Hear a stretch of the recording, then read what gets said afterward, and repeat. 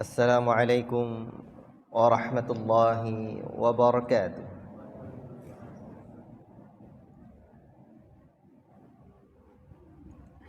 Innal hamdalillah nahmaduhu wa nasta'inuhu wa nastaghfiruh wa na'udzu billahi min shururi anfusina wa min sayyiati a'malina. من يهده الله فلا مضل له ومن يضلل فلا هادي له. أشهد أن لا إله إلا الله وحده لا شريك له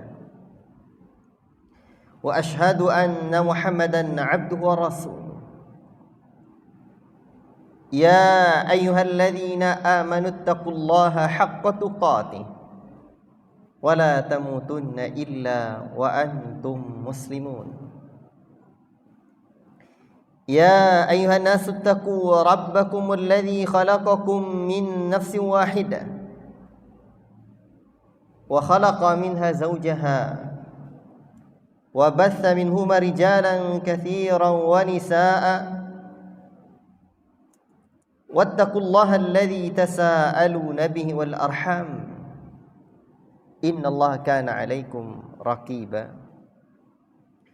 يا أيها الذين آمنوا اتقوا الله وقولوا قولا سديدا يصلح لكم أعمالكم ويغفر لكم ذنوبكم ومن يطع الله ورسوله فقد فاز فوزا عظيما. أما بعد فإن أصدق الحديث كتاب الله وخير الهدي هدي محمد صلى الله عليه وسلم وشر الأمور محدثاتها وكل محدثة بدعة وكل بدعة ضلالة وكل ضلالة في النار.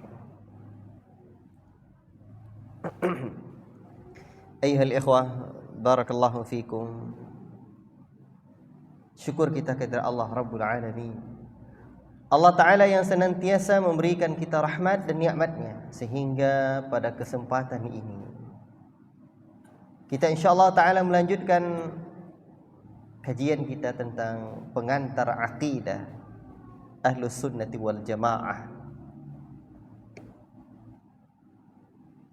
Pembahasan kita sebelumnya adalah asbabu inhirafil aqidah, sebab-sebab ketergelinciran, penyimpangan di dalam masalah akidah. Dan pembahasan kita dalam kajian pengantar akidah Ahlussunnati wal Jamaah ni banyak lagi. Ke pengantar baru, belum pembahasan abwab dari ilmu akidah ini, belum lagi pembahasan atau mabahith ulumul akidah ini, belum lagi. Ini baru madkhalnya, pengantar.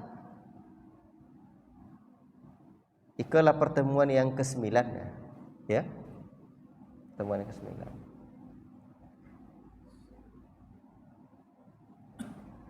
Dan pembahasan selanjutnya masih ada, seperti misalkan tentang kedudukan akal di dalam Islam. Karena betapa banyak orang-orang yang tergelincir dalam masalah ini. Dan pada pertemuan kali ini kita bahas tentang satu pembahasan yang penting, yang disebut oleh para ulama dengan khasaisul aqidah al-islamiyah, karakteristik akidah Islam.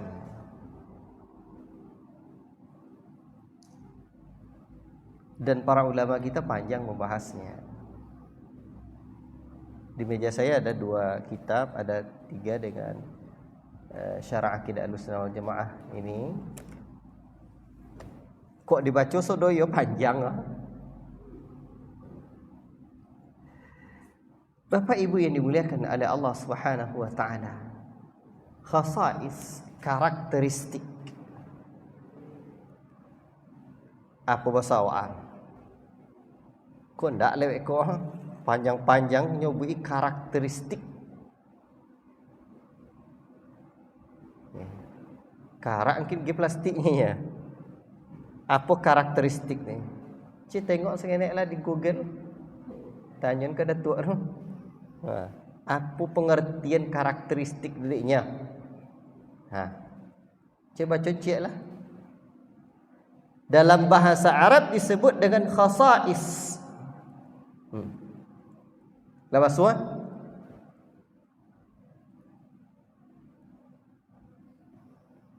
jadi bertengok.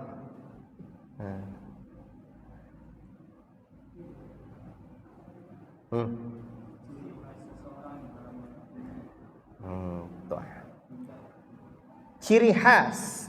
Terus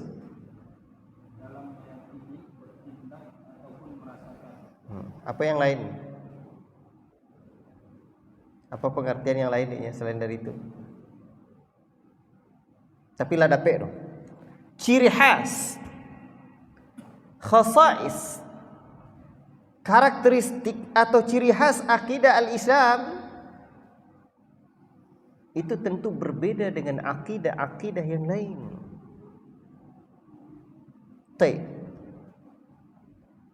Perlu dia buat ciri-ciri kan? Tak pakai ciri-ciri dah. Payah. Sehingga orang kampung awak kadang banyak nama ujang-ujang mana ya? Ujang gopuaknya misal. Nang gopuak dah. Boleh macam itu? Boleh. Ya, tapi bukan dalam rangka menjelekkan dia. Menyebutkan ciri-cirinya. Tak dapat orang punya banyak ujang situ. Mencari orang saja seperti itu gitu jelas. Contoh apa ciri-ciri? Sekarang ciri-ciri akidah Islam atau karakteristik akidah Islam. Khasa'is ini adalah satu sifat yang membedakan dengan yang lainnya. Ciri-ciri dia kan itu kan? Karakteristik ini adalah sesuatu yang menjadi khasnya dan berbeda dengan yang lainnya. Apa karakteristik akidah al-Islamiyah yang pertama? Ya, ini ada kitab ya, Al-Madkhali Dirasat Al-Aqidah Al-Islamiyah. Ya. Kemudian yang judul yang sama ada dua. Satu karya Dr. Ibrahim Muhammad Buraikan, kemudian Dr. Utsman Jum'ah Dumairah ya. Jadi kedua kitab ini pun disebutkan tentang ciri khas atau karakteristik akidah Islamiyah. Dan nanti di buku juga ada Syarah Akidah Ahlussunnah wal Jamaah, itu juga disebutkan tentang karakteristik akidah Ahlussunnah wal Jamaah. Cik lu. Yang pertama, karakteristik akidah Ahlussunnah wal Jamaah adalah at-tauqifiyah. At-tauqifiyah ini bisa dimaknai dengan satu paket utuh yang tidak bisa dirubah-rubah. Satu paket utuh yang datang dari Allah Rabbul Alamin, yang tak boleh kita otak-atik.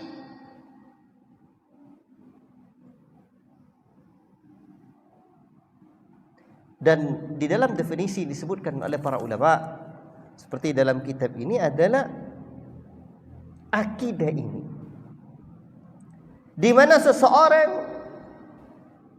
tidaklah berbuat, tidaklah berkata, tidaklah meyakini kecuali seperti yang sudah disebutkan oleh Nabi, dikabarkan oleh Nabi sallallahu alaihi wasallam, dan tidak ada ranah untuk menambah-nambah dan mengurang-ngurangi. Ini kalaulah satu paket tu tak boleh dikurang-kurang je lah kan? Lah sepaket tu maknanya. Jangan tambah je, kurang je lah. Itu. Tidak boleh dirubah-rubah, tidak boleh diganti-ganti, kerana akidah Islam adalah satu yang datang dari Allah Rabbul Alamin. Maka nanti ketika kita mengimani Allah, baik nama dan sifat-sifatnya serta perkara-perkara yang gaib, kita beriman terhadap nama dan sifat Allah sebagaimana yang Allah dan Rasulnya kabarkan.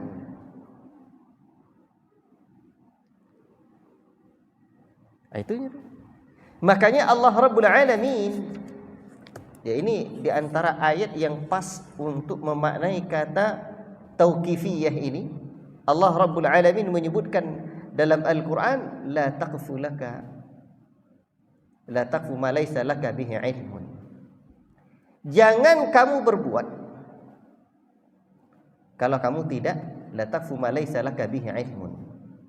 Jangan kamu berbuat apa yang kamu tidak memiliki ilmunya. Begitu Allah Ta'ala ajarkan kita, itulah ilmu kita. Di situ kita yakini. Demikian juga, ini dalam soal Al-Isra ayat yang ke-36. Demikian pula Allah Rabbul Alamin juga menyebutkan, la tuqaddimu baina yadayillahi wa rasulih. Jangan kalian mendahului Allah dan Rasulnya dalam hal apapun. Ada penjelasan yang menarik. Seingat saya, ini adalah penjelasan Al-Imam Ibnu Qayyim rahimahullah ta'ala, tapi saya dengar atau saya dapatkan dari penjelasan Syekhuna Abdul Razak hafizahullah ta'ala. Ketika menjelaskan firman Allah Subhanahu wa ta'ala tentang ya ayyuhalladzina amanu la tuqaddimu baina yadayillahi wa rasulihi, dalam surah Al-Hujurat ayat yang pertama ini, wahai sekalian orang-orang yang beriman, janganlah kalian mendahului Allah dan Rasulnya. Apa maknanya? Af'alu kadza liqaulillahi ta'ala kadza. Saya mengatakan ini karena saya berbuat ini karena ada ucapan Allah seperti ini. Saya mengatakan seperti ini karena ada firman Allah yang seperti ini. Dan dia tidak berbuat, tidak berkata, tidak meyakini kecuali adanya firman Allah, adanya petunjuk Nabi yang mengatakan seperti itu. Itu makna satu paket tadi, tauqifiyah. Kita terhenti pada keyakinan itu, pada ucapan itu, pada perbuatan itu, karena Allah dan Rasulnya hanya memberikan petunjuk sebatas itu. Lah nampak makna tauqifiyahnya kan? Baik. Berarti satu paket yang datang dari Allah yang tidak kita rubah lagi. Jadi maknanya tauqifiyah itu kan berasal dari kata waqaf. Waqaf apa? Kalau ngaji ada waqafnya situ, apa makna? Itu berhenti kan? Jangan tawin je leh. Allah Subhanahu wa ta'ala mengabarkan tentang dirinya seperti itu. Tu jangan dimain-main akal je leh. Sampai situ aja roh. Ar-Rahmanu 'alal 'arsy istawa, zat yang Maha Rahman beristiwa di atas arsy. Itu contoh apa enggak tahu. Itu di awalnya sebatas itu Allah mengabarkan kepada kita. Baik. Ikhwati fillah, barakallahu fikum. Jadi ini perlu juga saya uraikan tentang contoh ya dalam perkara ini. Karena terlanjur sedikit saya berbicara tentang hal ini. Ya, contoh tentang Allah Subhanahu wa ta'ala. Jadi kita mengimani Allah, nama dan sifatnya itu sesuai dengan yang telah dikabarkan oleh Allah dan Rasulnya. Untuk mengetahui segala sesuatu itu hanya ada tiga, Pak. Hanya ada tiga cara. Dapat di awak ilmunya segala sesuatu tu sebab ada tiga hal. Ya. Yang pertama, iko penting. Iko perlu dipahami. kita bisa mengetahui segala sesuatu itu atau hakikat segala sesuatu itu dengan melihat langsung. Langsung awak tengok.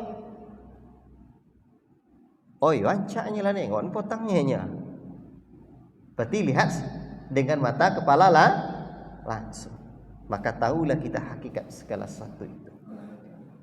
Yang kedua, dengan melihat yang semisalnya. Cendeiko bondonya. Semirip cendeiko. Sekarang yang pertama Allah tidak bisa kita lihat. Kan ya? Ada yang aku bisa menengok Allah Ta'ala di dunia kau? Tidak ada. Kalau ada orang yang mengaku melihat Allah Subhanahu wa Ta'ala dia di dunia kau, berarti memang orang lah kok dah gila orang kafir rumah. Demikianlah karena Allah Rabbul Alamin juga sudah menyebutkan di dalam Al-Quran Al-Karim dengan tegas bahwa Allah tidak bisa dilihat oleh penglihatan kasar manusia. Kita ini la tudrikuhul absar wa huwa yudrikul absar wa huwal latiful khabir. Dalam surah Al-An'am ayat 103. Allah tak bisa dilihat oleh penglihatan manusia. Tetapi Allah melihat manusia-manusia ini, makhluk ini. Allah Ta'ala maha halus lagi maha mengetahui. Berarti yang pertama tidak mungkin. Atau ada yang semisal. Ada yang semisal dengan Allah. Kira-kira ada Pak? Laisa kamitslihi syai'un wa huwas sami'ul basir. Allah Ta'ala tak serupa dengan makhluknya. Tidak ada yang serupa. Kadang-kadang awak salat Allahu Akbar. Lah terbayang segodang di hatinya Allah Maha godang. Lah terbayang di hati. Lah iya pernah contoh itu dulu. Kau tu ngenek-ngenek. Godang so di hati tan ha. Kalau terbayang cuba bau upo itu Allah Taala tu. Ya Allah Taala tu laisa kamitsli syai'un wa huwas samiul basir. Allah Taala tak serupa dengan makhluknya. Kalau saupo cuba tolong Allah Taala. Tu apa cara menduduk ustaz? Diyakini tak contoh itu lah. Tu dia. Oh, tu nak terfikir amolodonya, tak main fikir-fikir lah. Main keyakinan. Tu. Ni main iman, tak main fikir. Jadi yang pertama dilihat secara langsung. Tak bisa untuk mengetahui hakikat sesuatu tu. Allah Ta'ala tak bisa. Yang kedua ditengok dan saupo. Tak lah ada orang. Tu apa cara lah tu. Kan ya? Maka cara yang ketiga adalah berdasarkan khabar atau info yang benar alias sahih. Itu tidak. Dan Allah telah mengabarkan tentang dirinya, tentang keberadaannya. Innani anallah la ilaha illa ana fa'budni. Sesungguhnya aku adalah Allah, tidak ada yang berhak diibadahi dengan benar melainkan hanya aku. Maka ibadahi aku, sembah aku. Dan Allah telah mengabarkan kepada kita tentang nama-nama dan sifatnya. Jadi itu dia. Jadi itu untuk mengetahui hakikat segala sesuatu. Jadi tidak main akal. Makanya seperti apa khabar yang ada di dalam Al-Quran, dalam firman Allah, dalam sunnah Nabi SAW, sebatas itulah kita berbuat, itulah yang disebut, sebatas itulah yang kita yakini, itulah yang disebut dengan apa? Dengan tauqifiyah. Baik. Dan lebih rinci lagi, di dalam kitab ini disebutkan juga bahwa tauqifiyah itu pertama, secara syarak itu ada dua hal. Satu, sesungguhnya Rasulullah sallallahu alaihi wasallam telah menetapkan, telah menjelaskan atau telah memberikan ketetapan kepada umatnya tentang hakikat akidah Islam, di mana Rasul tidak pernah meninggalkan sedikit pun, melainkan Rasul telah memberikan penjelasannya dengan detail. Dan itulah makna firman Allah, al-yawma akmaltu lakum wa atmamtu alaikum ni'mati wa raditu lakumul Islam madina. Pada hari ini telah kusempurnakan, adalah sempurna. Allahu Akbar. Untukmu agamamu dan aku sempurnakan nikmatku untukmu, dan aku ridha Islam sebagai din, aturan hidup untukmu. Allahu Akbar. Baik. Maka sikap seorang beriman, karena agama ini adalah agama yang telah sempurna, maka sikap kita, fala warabbika la yu'minuna hatta yuhakkimuka fima shajara bainahum thumma la yajidu fi anfusihim harajan mimma qadaita wa yusallimu taslima. Sikap kita apa? Manakala datang ketetapan Allah dan Rasulnya, maka mereka tidak mendapati keberatan dalam diri mereka, namun mereka serahkan urusan mereka betul-betul penyerahan seutuhnya kepada Allah dan Rasulnya. Kalau kita berpegang teguh dengan ketetapan yang sudah disebutkan Nabi, dengan ketetapan yang sudah diajarkan Allah itu, apa kata Nabi? Taraktu fikum ma in tamassaktum bihi lan tadillu ba'di abadan, kitabullahi wa sunnati. Kitabullahi wa sunnati. Ada dua perkara aku tinggalkan kepada kalian, kalau kalian berpegang teguh dengan keduanya, sekali-kali takkan pernah sesat kalian selama-lamanya. Kitabullah dan sunnahku. Kan jodoh. Baik. Yang kedua, habsul lisan 'anil kalami fil aqaidil islamiyah illa bidalilin hadin minal kitab was sunnah. Menahan lisan, ini juga makna tauqifiyah ini. Menahan lisan dari berkata-kata tentang akidah Islam kecuali bersama dalil yang telah datang petunjuknya dari kitab dan sunnah Nabi sallallahu alaihi wasallam. Berarti yang pertama, makna tauqifiyah itu apa? Sudah ada ketetapan dari Rasul. Yang kedua, kita terhentinya lisan kita, tidak bercakap Jadi dua, pertama lah ditetapkan Rasul, yang kedua tetapnya lisan kita untuk tidak berbicara kecuali yang ada dalil dari Al-Quran dan sunnah Nabi-Nya. Kemudian ada hal yang perlu kita ingat dan hal yang penting di dalam masalah at-tauqifiyah ini, mujibatut tauqifiyah. Ketika kita sudah meyakini bahwa akidah al-Islam ini adalah akidah yang tauqifiyah. Apa arti tauqifiyah? Satu payah menerjemahkannya. Tauqifiyah itu satu paket utuh yang datang dari Allah dan Rasul. Baik. Ada konsekuensinya. Konsekuensi yang pertama dari tauqifiyah ini adalah kita hanya membatasi sumber rujukan akidah al-Islam adalah Alkitab dan As-Sunnah. Alkitab dan As-Sunnah berdasarkan pemahaman generasi terbaik umat ini yang disebut dengan salaful ummah, generasi terdahulu dari umat ini. Sebagaimana Nabi mengajarkan kepada para sahabat, sahabat mengajarkan pada generasi setelahnya. Baik.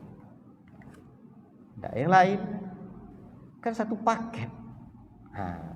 Yang kedua,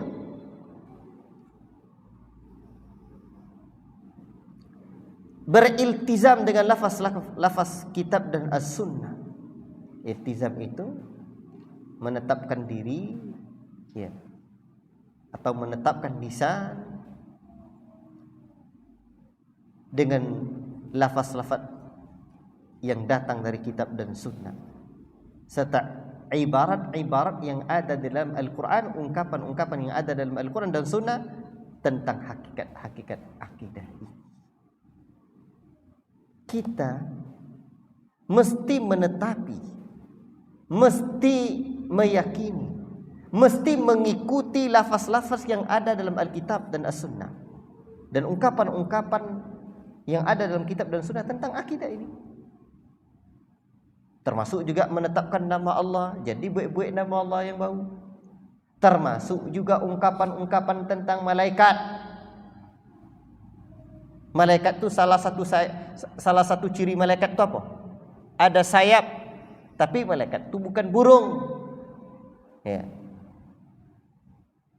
Malaikat itu ada sayap, tapi tak sama dengan burung atau yang lain-lainnya. Jadi kita hanya cukup mencukupkan diri dengan lafaz-lafaz yang ada itu. Jadi baik-baik. Baik.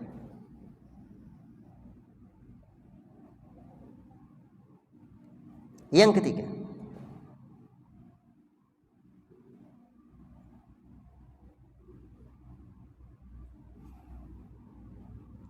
kita tidaklah merubah lafaz-lafaz kitab dan sunnah itu yang membuat rusaknya makna secara hakiki.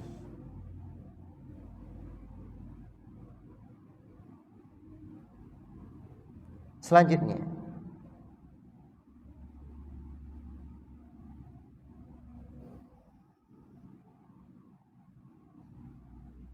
kalau yang kedua tadi adalah berpegang teguh atau menetapi lafaz-lafaz kitab dan sunnah, ini juga disebutkan kita tidak menggunakan ibarat-ibarat ungkapan-ungkapan tentang akidah selain lafaz-lafaz yang diungkapkan dengan Al-Quran dan Sunnah. Ini sama. Kemudian diam manakala kitab dan sunnah juga berdiam dalam membahas itu. Contoh tentang istiwa Allah tadi. Allah beristiwa di atas arasy. Jangan tanya je ni contoh apa bono ti istiwa, tak bisa. Baik.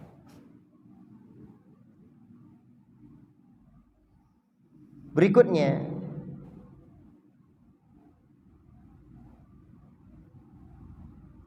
kita tidak menetapkan, hampir-hampir sama ya, dan tidak pula menafikan kecuali apa yang ada dalam kitab dan as-sunnah. Allahu Akbar. Ini detail dijelaskan oleh para ulama kita. Nanti kalau saya uraikan detail hal ini ya hampir sama, tetapi di kalangan para penuntut ilmu akan yang takhassus ya, itu akan ada perbedaan-perbedaan beserta contoh-contohnya, tapi tidak saya detailkan. Selanjutnya kita mendahulukan dalil kitab dan as-sunnah di atas lainnya, baik itu berupa akal, perasaan, atau kasyaf, keramat dan lain-lain sebagainya. Wallahu taala a'lam bissawab. Ini yang pertama. Khulasatul kalam, kita tidak berbuat, kita tidak berkata, kita tidak meyakini kecuali sudah ada paket dalil yang jelas dari Al-Quran dan Sunnah. Itulah ciri khas atau karakteristik akidah Ahlussunnah wal Jamaah, akidah Islam yang pertama. Dan itu nanti tidak berubah-ubah. Baik, yang kedua, karakteristik akidah Ahlussunnah wal Jamaah itu adalah al-ghaibiyah. Apa makna al-ghaibiyah? Al-ghaibiyah adalah perkara ghaib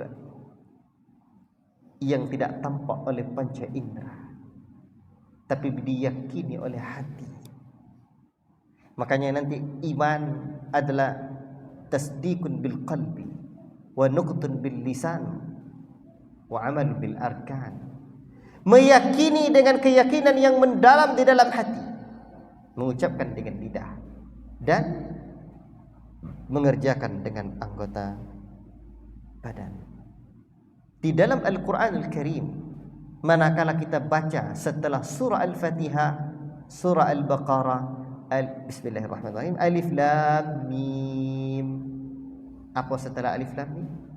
Dzalikal kitabu la raiba fihi hudal lil muttaqin.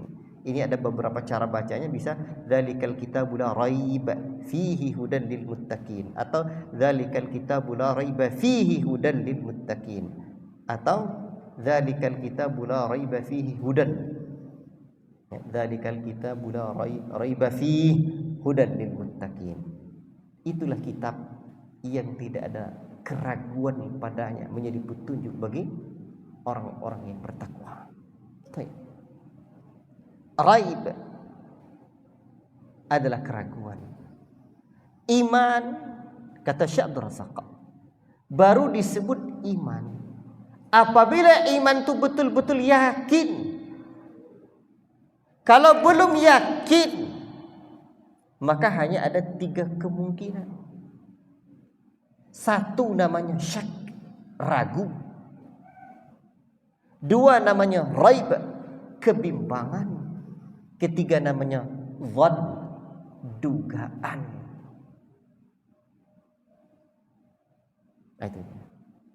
Jadi iman itu adalah sesuatu yang betul-betul tertanam yakin dalam hati. Maka definisi iman adalah tasdiqun bil qalbi, pembenaran yang pasti dalam hati.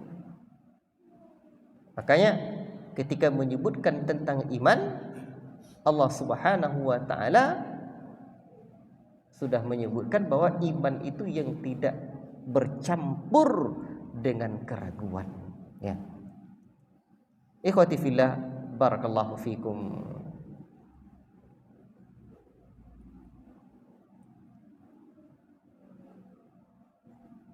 Silakan azan. Silakan azan kan? Ikhwati fillah, barakallahu fikum. Jadi karakteristik yang kedua dari akidah Islam adalah sesuatu yang gaib. Sesuatu yang gaib yang tidak bisa dilihat oleh panca indera kita. Jadi akidah adalah masalah gaib. Dan yang gaib ini tidak tegak kecuali dengan bersandar dan berserah diri kepada kabar yang sahih yang datang dari Allah dan Rasulnya. Tidak bisa. Keyakinan yang penuh terhadap Al-Quran, terhadap wahyu.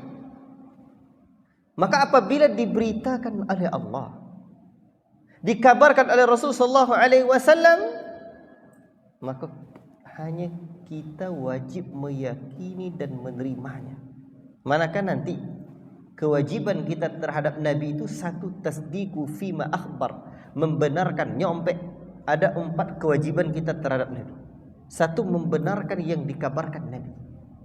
Itu namanya rukun iman terhadap Nabi. Rukun iman itu 6. Yang pertama beriman dengan Allah, kedua beriman dengan malaikat, yang ketiga beriman dengan kitab, keempat beriman dengan Rasul. Tidaklah dianggap beriman dengan Rasul atau konsekuensi keimanan terhadap Rasul ada 4. Yang pertama, tasdiqu fima akhbar, membenarkan apa yang dikabarkan Nabi. Yang kedua, imtithalu fima amar, menjunjung tinggi perintahnya. Yang ketiga, ijtinabu fima naha wa zajar, menjauhi apa yang dilarang dari dicela Nabi. Yang keempat, alla ya'budallaha atau alla yu'badullahu illa bima syara'a, tidak beriman, tidaklah beribadah kepada Allah kecuali yang disyariatkan oleh Nabi. Aku tu ompek rukun iman kepada Nabi. Baik. Tak sempurna iman kau Nabi itu kecuali dia ada yang ompek kau. Yang pertama, tasdiqu fima akhbar, membenarkan apa yang dikabarkan Nabi. Jadi perkara akidah adalah perkara gaib, tidak bisa terlihat oleh panca indera. Maka untuk mendapatkan hal ini tidak ada cara lain, ia tegak hanya dengan bersandar dan berserah diri kepada Allah melalui kabar yang sahih dari Al-Quran Al-Karim dan sunnah Nabi-Nya. Makanya ayat kedua di dalam surah Al-Baqarah berbunyi, dzalikal kitabu la raiba fihi hudan lil muttaqin. Itulah kitab yang tidak ada keraguan padanya, petunjuk bagi orang-orang yang bertakwa. Baik. Setelah itu apa lagi? Alladzina yu'minuna bil ghaib. Apa? orang-orang yang beriman tentang perkara yang gaib. Jadi perkara yang gaib tidak bisa dijangkau oleh akal manusia. Maka Ahlus Sunnati wal Jamaah membatasi diri dalam masalah akidah sesuai dengan berita dan wahyu yang datang dari Allah dan Rasul. Berbeda nanti dengan orang-orang ahli kalam yang sejatinya bukan ahli kalam tapi ahli kelam. Dan perlu kita ingat bahwa beriman terhadap yang gaib ini atau ada sesuatu yang gaib itu adalah sesuai dengan fitrah manusia. Ada dalam diri manusia itu yang telah ditetapkan oleh Allah Subhanahu wa taala dan jiwa manusia tidak akan pernah bisa mengingkarinya. Tidak akan bisa diingkari oleh jiwa manusia, ya. Bahkan orang-orang ateis itu sebenarnya tidak meyakini adanya sang pencipta. Tetapi sesungguhnya hati mereka memberontak, jiwa mereka goncang. Mereka juga meyakini ada kekuatan di sebalik alam ini.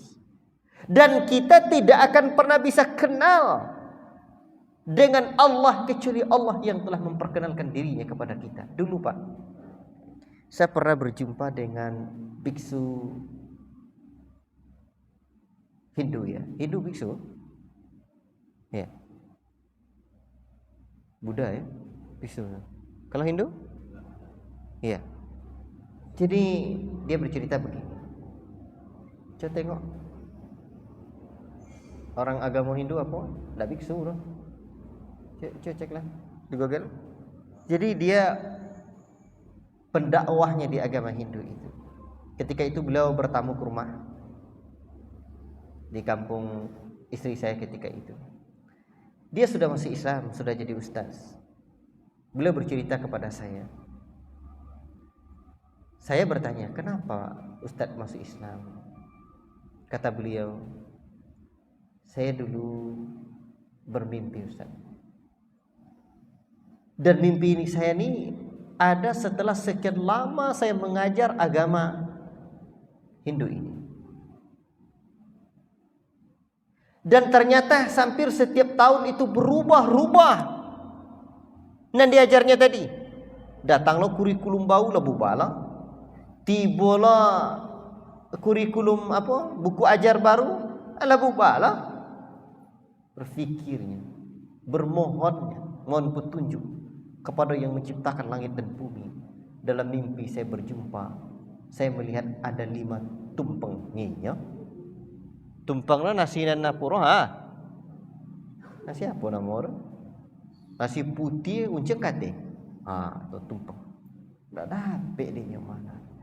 Kemudian hari saya berfikir 5 hal itu. Jadi analisa dia adalah rukun Islam yang 5. Apa pelajaran yang bisa saya ambil? Orang tidak bisa kenal Pak dengan Allah kecuali melalui lisan Rasul. Sebab tidak bisa tahu kita. Paling sampai hanya meyakini di sebalik alam ini ada kekuatan. Sampai itu je dah. Di sebalik alam ini ada kekuatan yang menciptakan di luar kemampuan manusia. Sampai itunya kalau akan. Berarti di sini ada 2 pelajaran. 1, adanya fitrah manusia percaya kepada yang gaib. Tapi tidak akan sampai kepada hakikat pengetahuan tentang Allah kecuali bersama wahyu. Di situ. Makanya nanti di antara karakteristik akidah Ahlussunnah wal Jamaah itu sumbernya otentik, jelas. Baru bisa kita kenal dengan Allah itu adanya wahyu, Pak. Baiklah. Tapi sesungguhnya perkara yang gaib itu adalah sesuatu yang ada dalam diri kita, sesuai dengan fitrah manusia. La ilaha illallah. Kemudian karakteristik akidah Islam yang ketiga adalah asyumuliyah atau asyumul, komprehensif. Ya. Lengkap selengkap-lengkapnya. Allahu Akbar. Agama Islam adalah agama yang memang lengkap, tidak kita ragukan lagi. Agama yang sempurna, mencakup seluruh hal. Ya. Semua yang dibutuhkan oleh manusia sudah dijelaskan oleh Al-Islam. Makanya karakteristik akidah Islam ini asyumuliyah. Ada perkara-perkara yang berkaitan dengan akidah. Ada yang perkara yang berkaitan dengan ibadah. Dan ada perkara yang berkaitan dengan akhlak. Namun iman, definisi para ulama Ahlussunnah, meyakini dengan hati, mengucapkan dengan lidah, dikerjakan dengan anggota perbuatan. Lengkap. Tidak boleh hanya sekadar meyakini dengan hati. Jadi lengkap. Baik. Ikhwati fillah, barakallahu fikum. Dan lengkapnya akidah Islam itu semua mencakup berbagai ranah kehidupan manusia, individu, sosial, masyarakat, bahkan bernegara. Maka akidah Islam juga mencakup hal itu. Maka nanti di dalam 9 bab pembahasan ilmu akidah, di antaranya adalah ahkamud diyar, hukum-hukum tentang satu negeri, tentang ketaatan kepada pemerintah. Allahu Akbar. Itu karakteristik akidah Islam. Ikhwati fillah, barakallahu fikum. Makanya para ulama menyebutkan bahwa asyumuliyah. Sebab akidah Islam ini akidah yang untuk menyelamatkan manusia ini. Dulu pertama kali menghuni bumi ini adalah jin, sebelum manusia diciptakan. Makanya ketika Allah Ta'ala sudah menciptakan Adam, ada petunjuk Allah buat manusia, la tufsidu fil ardi ba'da islahiha. Jangan kalian buat kerusakan di muka bumi ini setelah Allah Ta'ala perbaiki lagi bumi. Dan Allah Ta'ala turunkan syariat untuk memperbaiki bumi ini. Itu lengkap selengkap-lengkapnya. Dan akan senantiasa sampai akhir zaman ada orang-orang yang terus mempertahankan akidah yang lengkap ini. Maka jalan bagi kita hanyalah ya ayyuhalladzina amanu dukhulu fis-silmi kaffah. Wahai sekalian orang-orang yang beriman, masuklah kalian ke dalam Islam itu secara utuh. Kemudian para ulama juga membahas bahwa di antara makna syumuliyah itu ya lengkap dengan berbagai sisinya. Ya. Baik definisi iman itu sendiri, hati, lisan, anggota badan, dan tidak bisa dipisahkan itu. Tidak bisa dipisahkan. Makanya ciri khas yang keempatnya at-takamul, terintegritas. Ada kesatuan antara satu dengan yang lainnya. Ada kesatuan antara mengucapkan dengan lidah dan meyakini dengan hati. Orang tidak bisa, yang paling penting hati, tapi mengamalkan tidak bisa. Tidak disebut iman dengan yang iman yang sempurna apabila dia tidak melakukannya dengan mewujudkannya dalam ibadah, dalam mengamalkan anggota-anggota perbuatannya. Jadi ikhwati fillah, barakallahu fikum, ketika Allah mengatakan wa ma khalaqtul jinna wal insa illa liya'budun, tidaklah aku ciptakan jin dan manusia melainkan untuk beribadah kepadaku. Ibadah itu liya'buduni, ibadah itu ada yang zahir dan ada yang batin. Maka makna syumuliyah komprehensifnya zahir dan batin. Baik. Makna syumuliyah ini lengkap semua sisi kehidupan manusia. Wallahu ta'ala a'lam. Kemudian di antara ciri khas atau karakteristik akidah Islam yang disebutkan oleh para ulama juga adalah at-tawazun, seimbang. Akidah Islam tak boleh sebelah. Akidah Islam ini memang memperhatikan kehidupan manusia. Makanya siapapun yang betul-betul berakidah Islam, maka kan tidak ada kontradiksi, akan tidak boleh sebelah, tak ada. Di mana akidah Islam juga memperhatikan kehidupan dunia ini. Sehingga kata Allah Subhanahu wa taala secara khusus, wa bataghi fi ma atakallahu ad-daral akhirah wa la tansa nasibaka minad dunya. Cari oleh kalian karunia dengan karunia Allah itu negeri akhirat, jangan lupa bagian kalian untuk dunia. Bahkan setinggi apapun iman kita, kalau kita Pak sudah sakit, la tuwa dak tolok ko jole, harta banyak, jangan lebih dari sepertiga untuk diwasiatkan harta itu. Sebab kita perlu memperhatikan anak istri kita. Bahkan secara tegas Nabi mengatakan bahwa orang-orang yang meninggalkan anak istrinya dalam keadaan tidak berkecukupan, itu bagian dari dosa besar. Kafa bil mar'i ithman ayah bisa menyaul atau kama qala. Cukup menjadi dosa bagi seorang membiarkan yang menjadi tanggungan dia untuk dinafkahi. Dan dalam riwayat yang saya Nabi menyebutkan bahwa di hari akhirat kelak, orang yang meminta-minta tanpa uzur itu nanti daging wajahnya akan berguguran. La ilaha illallah. Jadi Islam juga memperhatikan itu sehingga seimbang. Maka tidaklah akan membuat orang yang berakidah Islam itu sibuk dengan dunia, tidak perhatian, sibuk dengan akhirat, tidak perhatian dengan dunia, tidak perhatian dengan anak istri, tidak. Maka di zaman Umar marah ketika ada seorang pemuda yang hanya duduk berzikir di pojok masjid dan dia tidak bekerja. Umar marah. La ilaha illallah. Demikianlah akidah Islam memperhatikan hal ini. Baik. Kemudian di antara karakteristik akidah Islam adalah jelas dan gamblang. Yunan jole. Laqad taraktukum ala mathalil bayda lailuha kanahariha la yazighu anha ba'di illa halikun.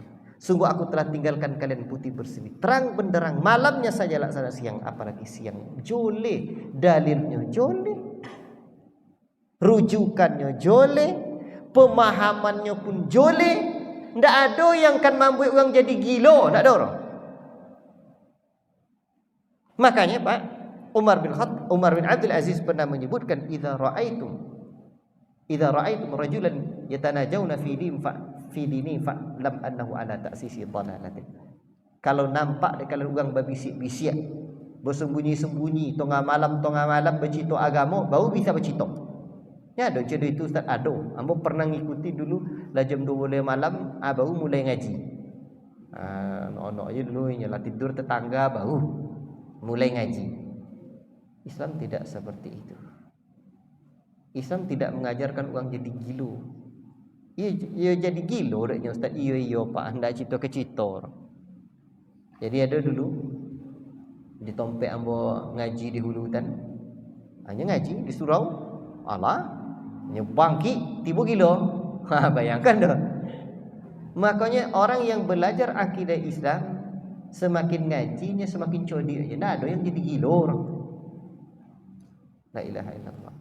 Tetapi akidah lain Pak, tidak jelas, tidak gamblang, bahkan yang paling anehnya nanti bisa membuat gila. Namun diyakini sampai kaji. Hai kau pula sampai kajinya. Itu jadi walinya, wali menjidup nama la ilaha illallah, fananya, fana fillah, boko illah, itulah nyanyi la ilaha illallah. Maka nanti bisa saja orang-orang yang tidak berakidah dengan akidah Islam itu, akidah Ahlussunnah itu, tiba-tiba ada orang gila yang menjadi wali. Kalau dalam akidah Islam, dah ada orang gila yang jadi wali dah. Sebab ada 3 hukum yang terangkat dari manusia ni. Satu, dari anisabi hatta yahtalima, anak kecil sampai dia balik. Anin naimi hasta yastayqidha, orang yang tidur hingga dia bangun. Anil majnuni hatta yafiqa, orang-orang gila hingga dia sadar lagi atau hilang kegilaannya, la ilaha illallah. Tapi diyakini sebagai wali, ndak salat, ndak puasa, Allahul musta'an. Baik. Kemudian ciri khas atau karakteristik akidah Ahlussunnah wal Jamaah, bebas dari kerancuan, bebas dari kontradiksi, bebas dari hal tanakudat, saling bertentangan. Sebab Allah Ta'ala sendiri menyebutkan, "Lau kana min indi ghairillah lawajadu fihi ikhtilafan katsira." Apabila datang dari selain Allah, maka kalian akan mendapati perbedaan pendapat yang banyak. Makanya Pak, wajar seperti seorang pakar dalam guru agama Hindu tadi, atau agama-agama lain akan mendapati kontradiksi, kerancuan di dalam kitab mereka. La ilaha illallah. Dulu ada seorang ustadz namanya Tan Chin Hui. Jadi dia pindah Jakarta, disekolahkannya anaknya ke sekolah umum, supaya anaknya ini tidak terjerumus atau tidak terpengaruh oleh orang Islam. Tapi sayang, kata dia, begitu malam Idul Fitri anak saya pulang pakai jilbab, bawa Al-Quran. Marahlah dia. Dia pendeta. Lalu manakala dia melihat anaknya seperti itu, marahnya memuncak, digertak dia anaknya tadi. Apa kata beliau? Kalau kamu masih mau ikut bapak, buka jilbabmu, kembalikan Al-Quran kepada pemiliknya. Tapi kalau kamu masih mau masuk Islam, mau pakai jilbab, pegang Al-Quran, tinggalkan rumah ini malam ini juga. Kata dia, tanpa saya kira anak saya meninggalkan saya malam itu juga. Pon yang Pak Tan Chin Hui, dia pendeta. Akhirnya saya belilah Al-Quran yang terjemahan. Tujuan saya untuk mencari kelemahan Al-Quran. Dan biasanya Al-Quran kan kita baca dari arah kanan, dia bacanya dari arah belakang. Maka dapatlah dia di antara surat yang berkaitan dengan tauhid, Qul huwallahu ahad, Allahus samad, lam yalid wa lam yulad wa lam yakul lahu kufuwan ahad, dan seterusnya. Yang tujuan awal saya mencari kekurangan Al-Quran. Semakin saya cari kekurangannya, semakin saya mendapati kelebihan Al-Quran. Semakin saya cari kekurangan Al-Quran, semakin malah saya jumpai kekurangan dan kerancuan kitab saya. Pada akhirnya asyhadu an la ilaha illallah wa asyhadu anna Muhammadar Rasulullah. Akhirnya dia pun masuk Islam. Jadi itu Pak. Allahu Akbar. Jadi akidah Islam tidak ada kerancuan di dalamnya. Baik. Kemudian karakteristik akidah Islam berikutnya adalah sumber yang otentik, sumber yang jelas, sejelas-jelasnya. Berbeda dengan ilmu kalam, berbeda dengan orang-orang sufi ya, enggak otentik. Otentik itu enggak jelas. Tidak bisa dipertanggungjawabkan. Allahul musta'an. Apa sebab? Karena nanti berdasarkan pemikiran. Pemikiran orang berubah-ubah. Pemikiran siapa yang akan jadi standar? Mimpi setiap orang beda-beda. Atau kasyaf, atau yang lain-lainnya. Yang benar, al-haqqu min rabbika fala takunanna minal mumtarin. Yang benar hanya dari Rabbmu, jangan kamu ragu dan bimbang. Kemudian ciri khas karakteristik akidah Ahlussunnah wal Jamaah berikutnya adalah mata rantai sanadnya sampai kepada Nabi sallallahu alaihi wasallam. Sampai Pak. Nah, itu ciri-ciri akidah Ahlussunnah wal Jamaah. Kan tadi baru secara umum ciri-ciri akidah Islam. Nah, ini sudah masuk ciri-ciri akidah Ahlussunnah wal Jamaah. Ya. Di antara ciri akidah Ahlussunnah wal Jamaah, mata rantai sanad keilmuan akidah itu sampai kepada Nabi. Maka pembahasan kita sebelumnya kotak adalah rujukan-rujukan atau kitab-kitab akidah dari abad ke abad. Joleh mata rantai keilmuan itu sampai kepada Nabi sallallahu alaihi wasallam. Ciri khas selanjutnya sejalan dengan fitrah yang suci dan akal yang sehat. Fitrah yang suci dan akal yang sehat. Dan ini secara khusus nanti kita akan memberikan penjelasan ya dalam satu kali pertemuan tentang kedudukan akal dan bagaimana Islam memandang tentang akal. Ciri khas selanjutnya dari akidah Islam, akidah Ahlussunnah wal Jamaah, akidah Ahlussunnah wal Jamaah utuh, kokoh dan tetap langgeng sepanjang masa. Sejak mulai zaman Nabi, zaman yang belum seperti saat ini sains dan teknologinya, dan nanti sampai secanggih apapun ilmu sains berkembang, tetap akidah Islam kokoh, utuh, langgeng, relevan setiap zaman dan di mana-mana tempat. Apa sebab? Sebab yang menurunkan akidah itu, yang menetapkan akidah itu adalah Allah, pencipta alam, pencipta masa, pencipta waktu, kondisi dan zaman. Maka tetap relevan setiap zamannya. Baik. Kemudian walaupun ini bagian dari jaminan dari akidah Ahlussunnah wal Jamaah, tetapi para ulama juga menyebutkan bahwa di antara ciri khas akidah Ahlussunnah wal Jamaah, akidah Ahlussunnah wal Jamaah, Ahlussunnah wal Jamaah menjamin kebahagiaan, kemenangan dunia hingga akhirat. Baik. Kemudian akidah Islam Ahlussunnah wal Jamaah adalah akidah yang akan bisa mempersatukan umat. Tidak akan pernah kita dapati akidah yang bisa mempersatukan umat melainkan hanyalah akidah Islam. Makanya ada kitab Syekh Abdul Razak satu yang bagus. Di antara yang bagus-bagus itu adalah Manhaju Ahlussunnah fi Tauhidil Ummah, metode Ahlussunnah dalam menyatukan umat. Umat ini takkan pernah bisa bersatu Pak kecuali di atas sunnah nabinya. Maka menghidupkan sunnah menyatukan umat. Bukan sebaliknya, menghidupkan sunnah memecah belah umat salarma. Bukan. Justru dengan menghidupkan sunnahlah umat ini akan bersatu. Dan dulu akidah umat ini hanya satu Pak, sampai muncul kesyirikan. Ketika Allah menciptakan Nabi Adam, Nabi Nuh alaihi salam, umat akidahnya satu. Sampai akhirnya sejarah mulai munculnya kesyirikan. Akhirnya mulailah mereka berpecah belah, mereka tidak bersatu. Berarti kesyirikanlah yang mencerai-beraikan umat, dan akidah tauhid adalah hal yang mempersatukan umat. Wallahu taala a'lam bissawab. Inilah pembahasan tentang ciri khas dari akidah Islam dan akidah Ahlussunnati wal Jamaah.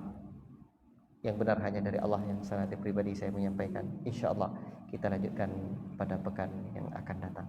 Allah manfa'na bima 'allamtana wa 'allimna bima yanfa'una wa sallallahu wasallam ala nabiyyina Muhammad wa ala alihi wa sahbihi ajma'in. Wassalamu alaikum warahmatullahi wabarakatuh.